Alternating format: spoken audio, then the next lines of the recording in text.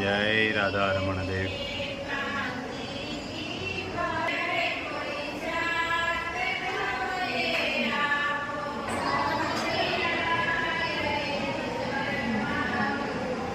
સ્વામિનારાયણ. લોખંડ નરમ થાય તો ઓજાર બની જાય, સોનું નરમ થાય તો આભૂષણ બની જાય, લોટ નરમ થાય તો રોટલી બની જાય. એક માણસ જ નરમ નથી બનતો, નહીતર નરમાંથી નારાયણ બની જાય. Good morning. જય સ્વામિનારાયણ, જય શ્રી રામ, જય શ્રી કૃષ્ણ, જય માતાજી, ઓમ નમઃ શિવાય. સત્યમે વિજેતા. નાની દીકરીઓ રાસ લે છે અને એક દીકરીનો જન્મદિવસ હતો, એટલે કે અહીંયા દાબેલીનો પ્રોગ્રામ કરવો છે તમારી ઘરે. મેં કીધું કરો, કાંઈ વાંધો નહીં. એટલે દાબેલીનો પ્રોગ્રામ કાલે કર્યો તો બહુ સરસ, છોકરીઓને મજા આવી. અને સ્વામીએ જે ગાયની વાત કરી છે કે ગાયના ઘીથી કે ગાયના દૂધથી, ગૌમૂત્રથી શું શું ફાયદા થાય એ સ્વામીએ બહુ સરસ સમજાવ્યું. તો સ્વામીનું પ્રવચન ખાસ કરીને સાંભળજો કે ગાયના દૂધ ઘીથી કેટલો ફાયદો થાય છે. એમ કે જે આપણે સ્વામીએ એવું કીધું કે જે આપણે વસ્તુ કે આપણે જમીન છે તો એ જમીનમાં ઉત્પાદન, એ ધરતી માતા, ગાય માતા, આ બધાને આપણે લુપ્ત કરતા જઈએ છીએ. તો પાછા ગાય આધારિત ખેતી કરો અને ગાય તરફ વળો, એવું સ્વામીએ બહુ સરસ પ્રવચન કર્યું છે. ખાસ કરીને સાંભળજો કે સ્વામીનું પ્રવચન એક સાંભળ્યા જેવું છે. એવું પણ કીધું કે આપણે 3 માતાને દુઃખી કરીએ છીએ. ગૌ માતાને રખડતા મૂકી દીધા, ધરતી માતાને પેસ્ટિસાઇડ દવાથી દુઃખી કર્યા, દવાઓ નકરી ચાટી ચાટી, અને આપણા માતા છે કે જે માં છે આપણા, એને આપણે વૃદ્ધાશ્રમમાં મેકી દઈએ છીએ. તો એ જીવ બધા કેટલા દુઃખી થતા હોય, એવું પ્રવચન સ્વામીએ સમજાવ્યું છે કે તમને ખ્યાલ આવશે કે આ વાત કેટલી સત્ય છે એમ. તો સ્વામીનું પ્રવચન બહુ મસ્ત છે, સાંભળજો. અને સ્વામીએ એવું કીધું કે 3 માતાઓને દુઃખી કરી છે, એ આપને આ નડે છે. અત્યારે રોગશાળો છે, પછી ઘણી બધું તકલીફો આપને પડે છે. એ બધું આ 3 માતાને હેરાન કર્યા છે, એના લીધે જ આપને આ નડતા દુઃખ થાય છે. જય સ્વામિનારાયણ. એક હેર ઓઇલ, એક શેમ્પુ,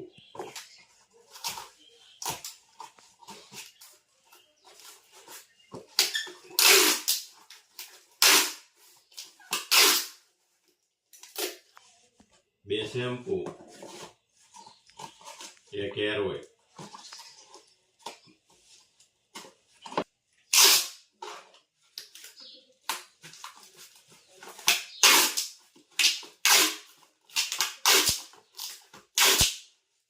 સ્વામિનારાયણ.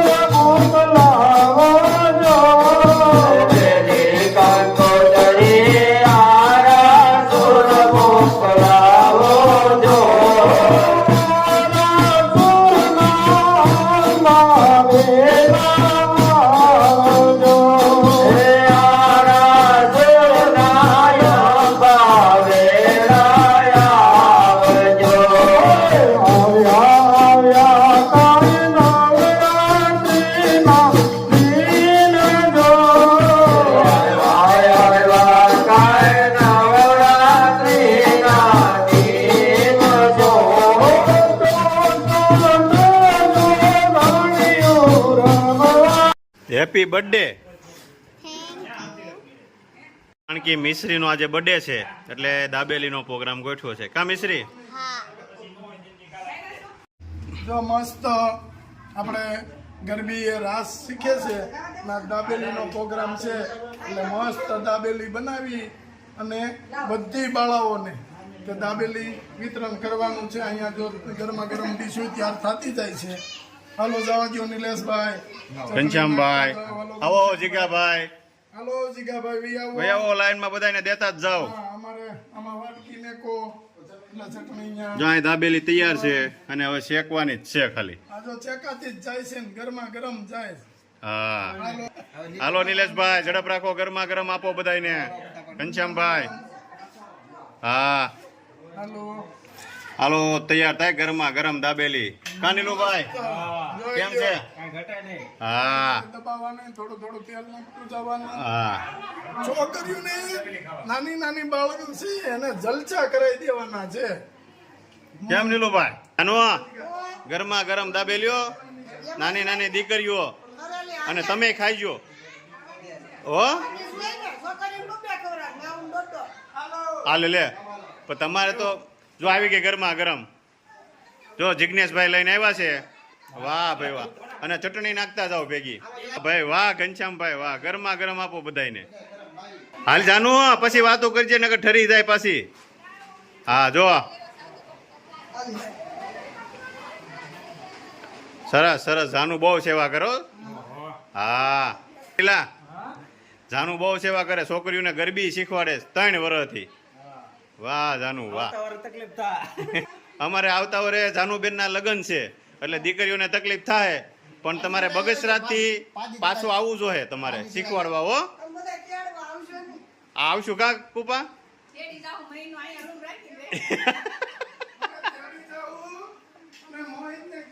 અને છે ને આપણે ઘર જમાઈ તેડતા આવશું. બધી બાળાઓ મજા આવે છે ને દાબેલીમાં? હે હા મજા આવતી હોય તો જ હા પાડજો. દાબેલી ખાવ. ઈ નહીં આ ઈ કે અમારામાં કેમ તમારે વિડિયો તમે વખાણ બીજા ના કરો, વસ્તુ એટલે ન અમારી બતાવે. વાપરો, એટલે નથી બતાવતું. હાલો અમારું તેલ વાપરો છો ને હા તો પછી બીજા ત્યાં જઈને પછી કે અમે તમારું વાપરીએ. આ વાપરે છે આપણું ને ન્યા કેમ વખાણ કરે છે? એ ચટણી આપો, પેલા દાબેલી ખાવા દ્યો. વાહ ભાઈ વાહ, ખાઈ લ્યો નિરાયતે. આમ જોવો ગરબાની હારવાર જલસા હા ગરબા હું જાનું ગરબાની હારવાર જલસા પ્રોગ્રામ આપણે મોહિત ને તેડાઈ લેવા છે કે આ પ્રોગ્રામમાં આવતા પ્રોગ્રામમાં. હા જમાયું ક્યાંથી? જમાયું ક્યાંથી? આવતા પ્રોગ્રામ કરો એમાં સૌ હા તે વાંધો નહીં. પાકું જો આવી હો દાબેલી આવી. સાસુ તું તો બે જમા દીકરી હાલ. કેમ? કેમ? હાલો બાકી અને કાન દુખે તમારે કેમ નિર્વાય કેમ કરે તમે કેમ વાહ ભાઈ વાહ, ફૂલ સેવામાં બધાય. તું બે જા દાબેલી લઈને હાલમાં દીકરો બે જા હો. જા લઈ આય ઓલા પણ હો, બે લઈ લેજો. પછી કેટલી ખાવાની? ગરમા ગરમ દાબેલી બે ગયા છો બધાય. કેમ ઘનશ્યામભાઈ કેમ છે? વાહ ભાઈ વાહ, કેમ છે? હા જિજ્ઞેશભાઈ આવી ગયા. હાલો નહીં માપે હો, આપણે તીખી કરવા જ નહીં. છોકરીઓ માટે હોય એટલે તીખી કરાય. હા એવું હોય એને નથી ભાવતું એટલે એટલે બીજાને તો ખાવા દો.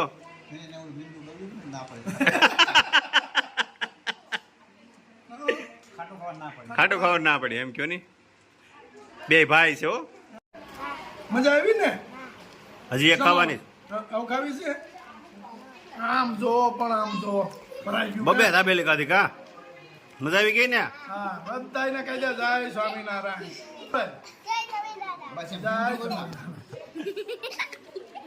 જોજી કેવી મજા આવે છે. ગરબા શીખવાની મજા આવે ને? દેરો હો સમાવટ. અમારે આટલી છોકરીઓ છે ને હમ એમાં એક જ આ છે અમારે છોકરો અને એ શીખે ભેગો. અને એ ભેગો શીખે કા અને અમારે બધા છોકરીઓને ટીચર અમારે જાનુબેન બેન 3 વર્ષથી શીખવાડે છે અવિરત. અવિરત સેવા આપે છે હા વગર ફી, હા કોઈ જાતની ફી નહીં. અને મહિનોથી અગાઉ શીખવાડે. પણ અમારા જાનુબેન સાસરે જાય ને પછી બહુ એમ થાય કે હવે કોણ શીખવાડશે. હજુ શીખવા નહીં કે હાલે લે એમ છે પણ વિચારો બદલાઈ ગયા છે. ભારત સોનાની ચીડિયા જ છે. અહીંયા જે છે એ ક્યાંય નથી, ક્યાંય નથી. તમને થોડુંક તો આપણી દેશી અને ગીર ગાય છે ને એ સારા વિશ્વની ટોપ લેવલની ગાય છે, એટલે એને વિશ્વસ્ય માતા કહેવાય છે. ગાઓ વિશ્વસ્ય માતા, એના જેવું કોઈ આખા વિશ્વની માં છે. આ ખોંદ છે ને, ખોંદ માત્ર આ 2 નસલમાં છે. પછી કાંકરે ને વધાવી જાય એમાં જ છે. જે ગાયમાં ખોંદ હોય ત્યાં સૂર્યકેતુ નાડી હોય, અને સૂર્યકેતુ નાડી છે એ સૂર્યના કિરણને ડાયરેક્ટ એક્સેપ્ટ કરે છે, અને સૂર્યના કિરણને એક્સેપ્ટ કરે છે એને કારણે 108 પ્રકારની ઔષધિ એના શરીરમાં આવે છે. સુવર્ણ ભસ્મ, સુવર્ણ આવે છે, સુવર્ણ, અને એ સુવર્ણને કારણે એનું ગોબર પીળું હોય, એનું મૂત્ર પીળું હોય, એનું દૂધ પીળું હોય, એનું ઘી બનાવ પીળું હોય, એ સુવર્ણને કારણે. અને એ સુવર્ણને કારણે એનો જે ઔષધિ ભળે છે એ ઔષધિ તમને ભાવ નિરોગી કરી નાખે. 1 મહિનામાં કેન્સર નીલ. ડોક્ટર પાસે ગયા, તપાસ કરી, હાવ નીલ. જે બેન બચવાના નહોતા એ બેનનું કેન્સર થયું. ડોક્ટરને આશ્ચર્ય થયું કે આનું કારણ શું? તો કે પંચગૌયા. આ તાકાત આપણી ગાયમાં છે, અને ગાય આપણને એટલું બધું આપે એમ છે, પણ આપણે આપણી માં જનેતા આ ગાય અને આપણી ધરતી એને એટલા દુઃખી કરી મૂક્યા, એટલા દુઃખી કરી મૂક્યા, જેથી કરીને આપણે બધા જ હેરાન થઈ ગયા. જે આપણને સુખી કરે છે એને દુઃખી કરે. કારણ કે વૃદ્ધાશ્રમમાં મૂકીને માતાને દુઃખી કર્યા, ગાયને કાઢી મૂકીને એને દુઃખી કરી, અને ધરતીમાં આપણું પેસ્ટિસાઇડ ખાતર અને જંતુનાશક દવા નાખીને એને દુઃખી કરી મૂકી. ત્રણેય માતાને દુઃખી કર્યા. જે આપણું ભરણ પોષણ કરતા હતા, આપણને જીવન આપતા હતા, હવે આપણે સારું જીવન જીવવા માટે આશા રાખીને બેઠા છીએ. જે ડાળી પર બેસીને આધાર મળવાનો હતો એ ડાળીને આપણે કાપી નાખી, અને છતાંય આધારને માટે આપણે આમાં હજુ લટકીએ છીએ. આપણે જો મૂર્ખ જ કોઈ નથી. આ હિન્દુસ્તાનની ઓરિજિનાલિટી છે, ગરિમા છે. હિન્દુસ્તાનમાં જેને જન્મ મળ્યો એને ભગવાન મળે, એને આ બધું ઓરિજિનલ મળે, એનામાં સત્વ આવે, ખુમારી બધું આવે. ગૌરવ તો હોવું જોઈએ કે નહીં? ઈશ્વર દેવતાઓ જે ભૂમિ પર જન્મ માંગતા હોય, ભૂમિ પર જન્મ મળ્યા પછી એના સત્વને સમજી ન શકે, એને હિન્દુસ્તાની કહેવાડવાનો અધિકાર